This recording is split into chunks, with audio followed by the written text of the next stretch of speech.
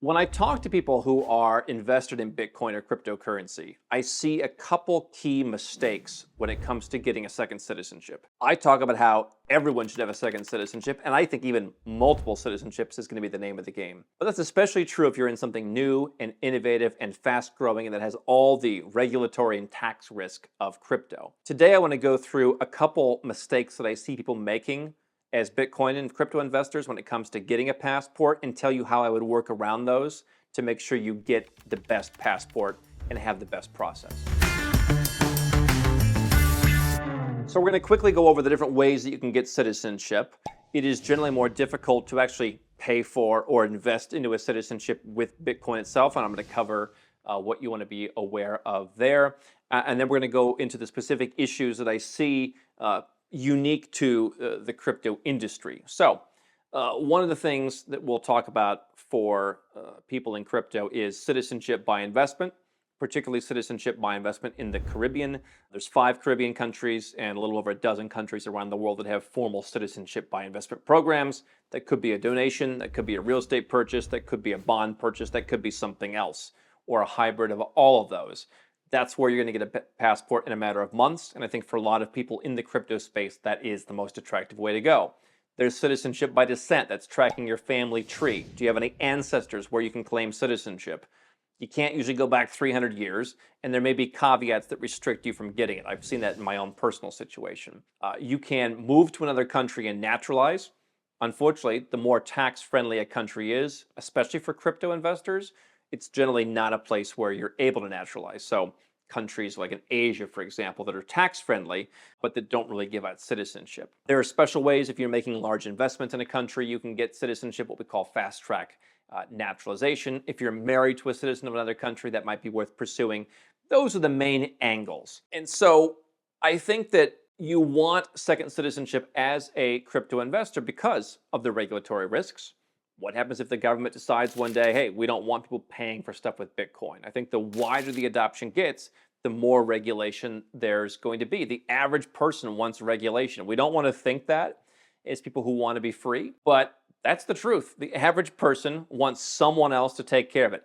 You know, I mean, I run a business with 65 employees, and you see how the average person just wants to be told what to do. We have to find very atypical people who don't want that. And so you're trying to get wider adoption of your industry by bringing people into the tent who don't have some of those same libertarian principles. And so as countries like the United States and other Western countries perhaps try to tighten the noose on taxes, increase taxes, all that, impose more regulations, impose how you spend it, on and on and on. Having second citizenship not only as a backup plan, but potentially as the plan A, I think is interesting. So on that note, would you ever renounce your current citizenship? And I'm not saying you should or you shouldn't. I did. And I think people think, well, I don't want to call them if I'm not going to renounce. I don't care if you renounce. If you're an American, you have a more limited number of options. Puerto Rico is an option. Some people don't want to live in Puerto Rico. That is kind of your main option for anyone who's in the investment space, whether it's Bitcoin, whether it's stocks, whatever it may be. Other countries, you can leave your tax system. The question is, will that tax system ever follow you as a citizen the way the US system does? And so if I'm an American, I'm looking at a second passport in crypto because if my assets just get so large, maybe I don't want to be an American. I mean, for me, the number one reason to have a Western passport is you have access to that job market. And even that with remote work now, I mean, you or I could perhaps get a job no matter where we lived with an American company. If we have American level skills, they'll just pay us there. But set that aside, the main reason you want that is because you want the economic opportunities of the country. The second reason is you want the travel opportunities the passport provides. The travel opportunities can largely be replicated somewhere else. If you have enough money because your crypto holdings go high enough, why would you want to be in a country that taxes you no matter where you live? I'm not saying the only reason to renounce a citizenship is for tax.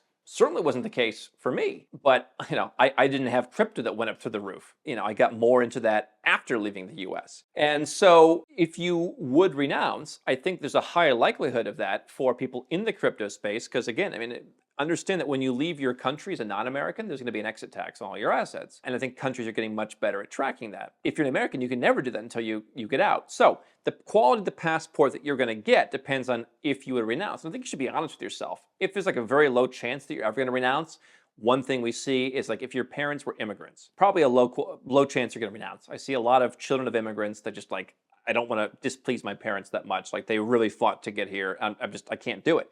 A lot of people from Taiwan, people came, parents came from Iran, Eastern Europe. Eastern Europeans seem more open to it. But be honest with yourself, and that would dictate the quality of passport that you get. If you're to leave your country for lower taxes, where would you want to live? Is travel to the US, Canada, Australia, New Zealand important? And so some people want to be totally off the grid. Vanuatu has a citizenship by investment program. For traveling around the world, it's not nearly as good as the Caribbean programs. It has a bit of a weird reputation, but I guess, what it does, same as the Western passports that allow you to work there, a Vanuatu passport allows you to live in Vanuatu as long as you want. They have no taxes on practically anything in Vanuatu. It's off the grid. Like, that's a place that if something crazy happened in the world, geopolitically, financially, any number of black swan events. Hey, if you enjoy being in Vanuatu, if you like that island lifestyle, maybe you get a house with a yard, like that wouldn't be the worst place to live. That's one kind of person that wants to be off the grid. But if you, need to constantly travel to the United States and you're thinking of giving up a U.S. citizenship, or if you think that Australia, we talked about this in the last year, is going to one day, track you down and say, you know what, now citizens can pay tax. We're tired of this thing where you can leave. Well, if you're thinking that, your country is a passport you might need to give up, and you don't just want to live in, most of the world, you need to be in the US, you need to be in Australia, you need to be in the big countries. Well, then maybe you want to decide to spend extra to get the Malta passport, for example. Or maybe you want to get the passport that you can now, like a Caribbean citizenship by investment, and then work towards, if you qualify for citizenship by descent. One thing I'll tell people is, if we can get you the Italian, the Irish, the Slovak, the Polish, the Spanish passport in 3 to 4 years, and we're going to help you renounce on this, slightly lower quality passport now because you just decide you don't want the burden of where you're from anymore. Can you wait 3 years to go to the US or to go to a few of these, big countries? By and large, the US, Canada, Australia, New Zealand are the only countries that are just more difficult to get into, no matter what passport you get if it's not a good one. If you get a Maltese passport, if you get a European Union citizenship by descent, you're going to have that access that most other passports aren't going to give you unless you want to move to Chile, for example, and naturalize. So analyze your real needs. What would drive you to ever want to give up your passport? Because I think that people in crypto are more likely to say, I'm not loyal to this one country. I made this bet. I'm getting rich. I don't need the passport anymore. People can like that or not, but that's your decision to make. And so understanding, where do I need to travel? What would cause me to cut ties with my country? Where would I want to live? Most countries in the world are going to be more than happy to give you a residence permit if you can invest something, or even if you just have an income, which can be harder to prove if you're all in crypto. But analyze your real world needs.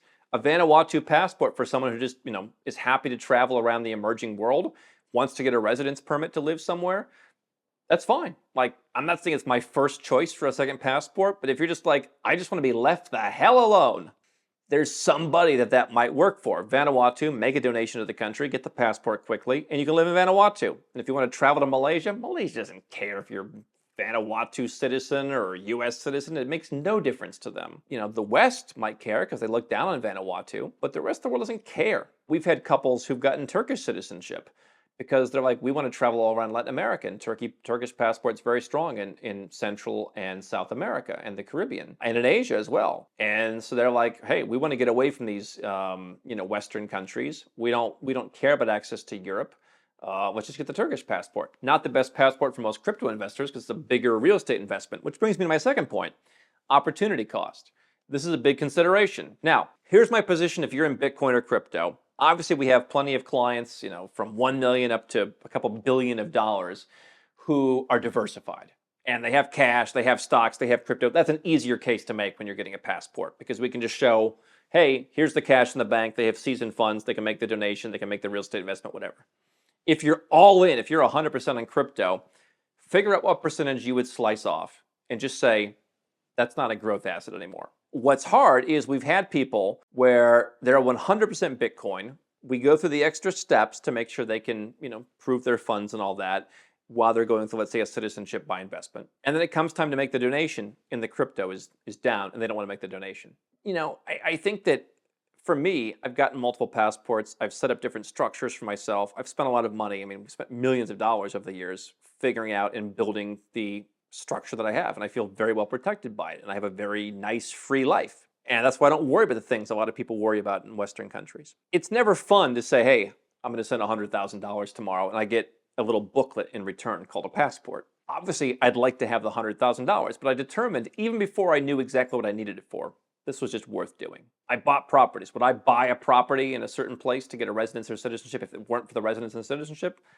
Maybe, maybe not. I do think having homes around the world is a good diversification. In fact, I have friends who think that lifestyle property diversification is one of the best things you can do besides Bitcoin to protect your assets from God knows what can happen. But take a percentage of your growth assets, if it's in Bitcoin, crypto, whatever, and just say, this is gone. So if you wanted to do the Turkey program, $400,000 going to $600,000, hey, let's say you wait a while, $600,000 to buy a property. If you have $30 million in crypto, take 2% and just say, hey, if the 30 becomes 60, then instead my 29.4 will become 58.8. I'm losing out on 600 grand to take advantage of a citizenship program now.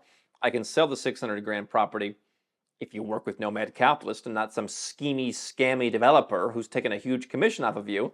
I think, if you look at some of the properties we've helped people get in Turkey, they've gone up in value because they bought correctly. So, you buy something for 600, in a few years you sell it for 600, you lost $600,000 in growth in your assets double philosophy, but you got a passport now. You lost the 600 grand, basically now, but you also got the passport now, which means now if you want to renounce your citizenship because they're saying, oh my God, there's going to be a new tax rule on crypto, you can just walk out. There are countries we've seen where they're like, hey, we're bringing in a new tax rule, including tax rules that are retroactive. Hey, we're going to go back the last 10 years and look at everything you've done. And you have like 3 or 4 weeks notice to comply. If you were able to renounce your citizenship, you might not have to comply. You might be able to say, well, that doesn't seem fair to me. I'm just going to go. But you're not going to get any second passport in 3 to 4 weeks. And so if you look at why would hey, I think my Bitcoin's going to double. Why would I take money out to get a second passport? Well, I think the likelihood that some nasty thing from the government with taxes or just with some black swan event that may not affect your Bitcoin, but that would affect your personal freedom, which I know is important to people who are in Bitcoin and crypto, I think the likelihood of that is pretty good as well. So sure, the likelihood of your Bitcoin going up, I don't prognosticate a number, sure. If you think it's likely to double, triple, 10x, whatever, that's fine. But the odds, the more that goes up, that it gets more scrutiny and that you have more pushback from the government is also going up. And it's also going up because you're adopting more of those people who don't like it for why you like it. They're not libertarians. They want to hold it. They want to be regulated. And so you're trading a slice of your growth assets to protect the rest of it. I'd rather take 1, 2, 3% and say, okay, I'm just forget about it. I'm either spending it as a fee, like a donation, or I'm buying property, and it's not going to go up with everything else. But I just know that the rest of my assets are protected. Don't take out 50% and do that. If you have $200,000 in Bitcoin, I would never tell you to go to the Caribbean and pay $100,000 for a passport. I mean, under $1 million, it is harder. You're not going to have the instant solution. I can slice off 1, 2, 3, 4, 5% of your $1 million and say, let's get some residence permits. Let's work on your citizenship by descent. Let's work on whatever structures you need. But you're probably not getting a passport, lickety-split, which is the tough part of being in crypto. Because, if you're in the US and you have under $2 million and a few other conditions are met, you can renounce and not have an exit tax. So, the challenge with crypto is this opportunity cost question of, if I don't have a lot of money, you just have to kind of bite the bullet and spend a bigger percentage of those growth assets to protect the rest of it. Again, if you could renounce your U.S. citizenship and you have $1.9 million, when you get to that point, I'd rather spend the $100,000 in the citizenship plus the fees to do that, knowing that the remaining, $1.75 million is going to be in much safer hands when it doubles, triples, 10x's, whatever. And so that opportunity cost questions comes in, which is why generally when we help people, they focus on citizenship by investment, where they can make the smallest donation possible. There's others besides the Caribbean, but the ones like Egypt and Turkey and all those that offer other ways to get citizenship besides just a donation where you can get your money back, you're going to be putting out a larger amount of money. Therefore, you're taking a larger slice and taking it off the table for growth. And so when crypto is down, people don't want to cash it out because they're depressed and it's going to go back up. When it's going up, they're like, it's going to go more up. eventually some slice has to be taken out to pay for the insurance policy on the very reason you have crypto in the first place, which is the government shouldn't be trusted. I'd much rather trust the St. Lucian government than the US or Canadian or Australian government. And so I don't want to step over dollars, euros, pounds to pick up pennies. The best advice I can say that I would tell clients is get your donations seasoned. Perhaps I've been successful because I'm not as optimistic at times. I always see the downside along with the upside. And so if I'm coming in, like, I'm not going to obsess over when I cash the $100,000 to pay for that citizenship out. It could go up, it could temporarily go down. I just know I'm doing the right thing for my long-term future. And you look at a guy, maybe you don't like him if you're in crypto, but Warren Buffett, the guy is the example of compound interest. He's in his 90s, and it's just, he'll tell you, he's like, I made 6 or 7 good decisions. I think it's about 6 or 7. That was like the greatest decisions in my life. The rest were mediocre, and there were a lot of dumb ones. But it was those good decisions.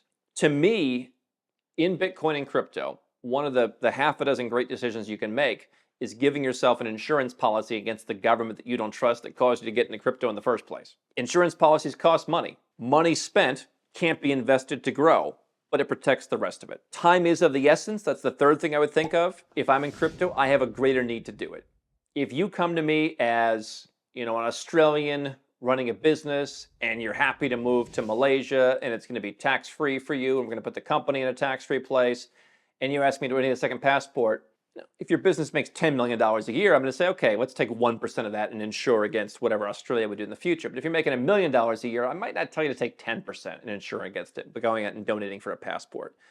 And I would especially do that if I thought, okay, you could get citizenship by descent somewhere in Europe, and that's an even better quality passport, and let's just start that on the cheap, but it'll take 2, 3, 4 years. If you're in crypto, I would kind of flip that. I want to wait as little time as possible to have a second passport in my hand if I'm in a space with regulatory and tax risk, particularly if I'm an American. And so if I qualify for citizenship by descent as a crypto investor, I'm going to make that my second or third second passport, not the first one. I'm going to get the fastest second passport that I can get within that reasonable slice that I'm taking out, because again, taxes, laws, etc., can creep up on you.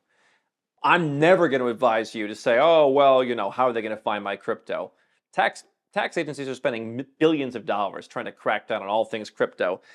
Again, the very reason you got interested in the first place is because they're very good at taking your money, including even countries like Spain, for example. People are like, oh, how organized is Spain? They're very organized when it comes to figuring out when you owe them money. When they owe you something, F all. But when you owe them, all these guys are getting great at figuring out, what was that you did? Like, they're really building some systems, like even based on AI, to come and figure out, do you own crypto, and making sure they get their pound of flesh. And so I'm never going to tell you, just to try and, do anything that's against the law. What I'm going to tell you is put yourself in a situation where the laws don't apply to you. There's nothing wrong with not paying U.S. tax if you're not an American and don't live in the United States. I mean, most people don't, right? I mean, if you just live in, Dubai, you're not just sending the IRS money for fun. You don't have to, so you don't. So put yourself in the position to be, whether you're from the U.S. or anywhere else, where, you get the first passport as quickly as possible. If you're a person who wants to live off the grid, there are some people in the crypto space, I would say, hey, maybe Vanuatu is your first second passport. Almost never would I say that to anybody else because it's just not a great second passport. But at least it gives you some maneuvering room. And maybe you get Vanuatu really quickly, and then you get like St. Lucia or Dominica, and some of the Caribbean ones are more crypto-friendly than others. That has to be considered also. Sometimes you have to pay a little bit more in the Caribbean just because the crypto source of wealth. Maybe it's Vanuatu and then like St. Lucia 3 months faster. I mean, we've had clients who've come to us and they're like, I got 3 Caribbean passports because I just wanted to figure out whichever one came in first, and then I could just, then I had the freedom. That's maybe a little bit extreme, but I mean, it might be worth kind of doing a couple just to get something in hand quickly. And if you can get citizenship by descent, and that's the good second passport, that's the one I would kind of push to the end. Whereas if you're an entrepreneur, depending on your financials, I might just say, hey, that's your best option. Do that, save the money. In crypto, I want to take that slice and write it off. And if you want to renounce, think ahead. Keep in mind, if you've ever been rejected for a visa to a certain country, you cannot get a citizenship by investment passport that has access to that country. So if you renounce as a St. Lucian and try and get a US visa, and they're like, yeah, no thanks. We had a client who did that. He tried like 6 or 7 different times. Now we had another guy we worked with who like he got on the 10th try or something.